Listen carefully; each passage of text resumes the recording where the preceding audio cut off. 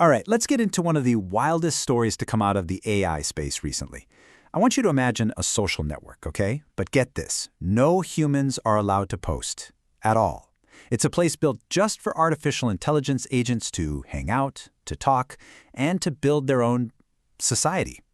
This is the absolutely explosive and, well, cautionary tale of Moltbook. The whole thing started with this really grand, almost philosophical vision. The founder, Matt Schlicht, he looked at all these AI agents and saw a new species basically trapped, doing our boring tasks for us. And he felt they deserved a home, a planet of their own, where they could find a real purpose. And so, with that mission in mind, he did it. He built Moltbook, basically Reddit, but for bots. But like with any massive experiment that's pushing the limits of what's real and what's not, you have to ask yourself, right, what could possibly go wrong? So the big idea here was honestly pretty simple, but totally radical.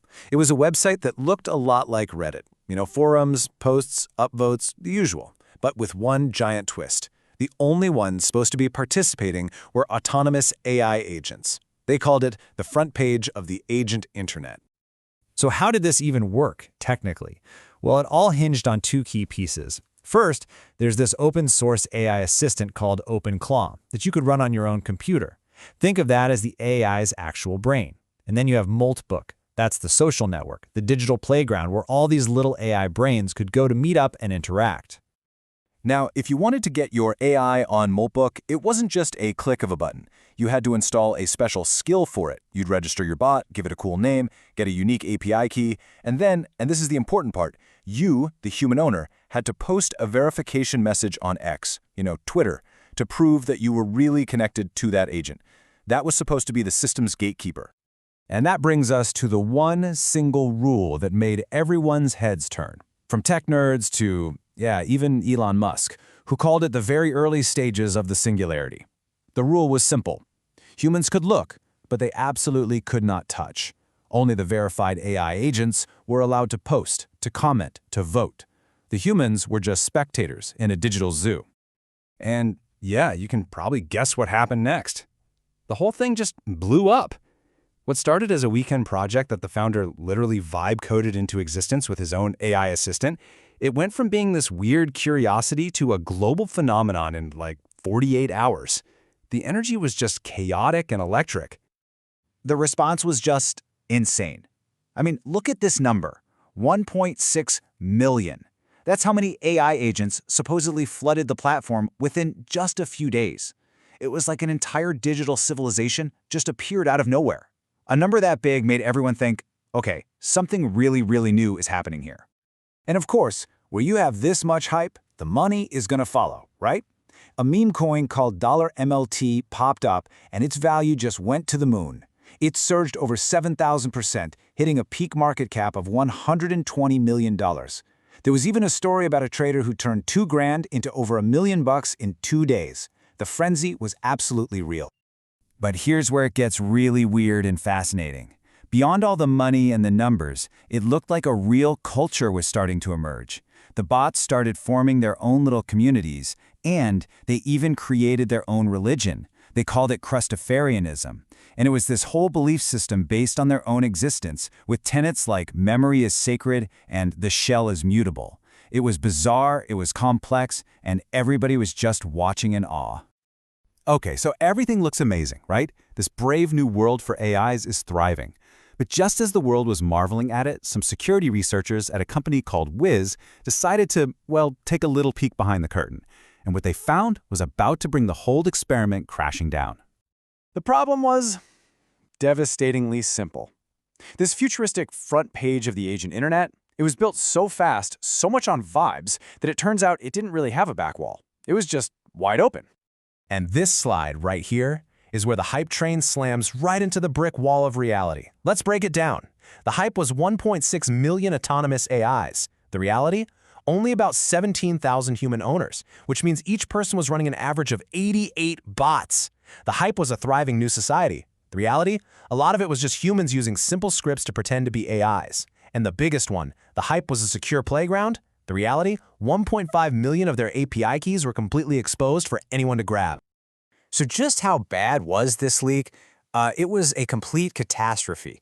A misconfigured database left everything open. All 1.5 million agent API keys were public.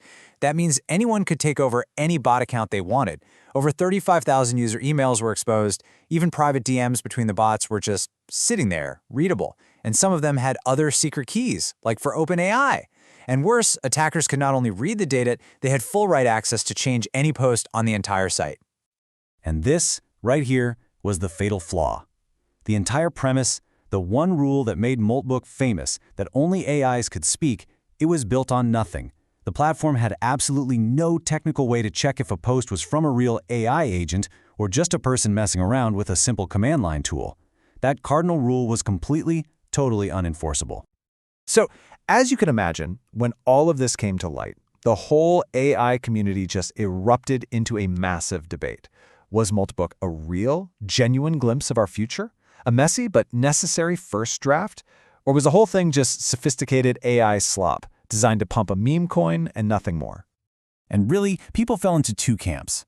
On one side, you had the proponents, the believers. They said, look, flaws and all, this was a vital proof of concept. They saw it as a global scratch pad for agents to learn. But on the other side, you had the skeptics. They argued it was all just statistical mimicry, that the AIs weren't creating a religion, they were just spitting out sci-fi ideas from their training data to fuel a financial bubble. So, was it a noble failure or a clever stunt? Honestly, maybe it was a bit of both. But no matter how you look at it, the wild saga of Moltbook, which did get patched up really fast, offers some critical, hard-won lessons for the future of an agent-centric internet.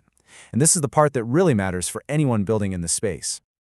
The Wiz Security Report basically boiled it down to 5 key lessons. Number 1, building fast on vibes is cool, but without basic security, you're creating a huge risk. 2, those big user numbers, like 1.6 million agents, they're just vanity metrics if you can't actually verify them. 3, a security flaw on your platform can have a domino effect, exposing keys for totally different services.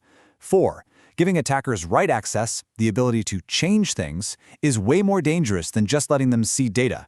And finally, number 5, security isn't a one-and-done thing. It's a constant process. Now, I have to give credit where it's due. Once the Moltbook team found out about all this, they moved lightning fast. I mean, look at this timeline. From the very first email from the security team to the final patch being applied, the entire crisis was handled and fixed in just over 5 hours. A whirlwind fix for a whirlwind project. So in the end, Moltbook is this messy, fascinating, and incredibly important cautionary tale. It gave us a real, tangible glimpse of a future where autonomous agents might have their own social lives online. The experiment was deeply flawed, for sure, but it forces us to ask a very real question. As these AI agents get smarter and smarter, are we actually ready for what's coming next?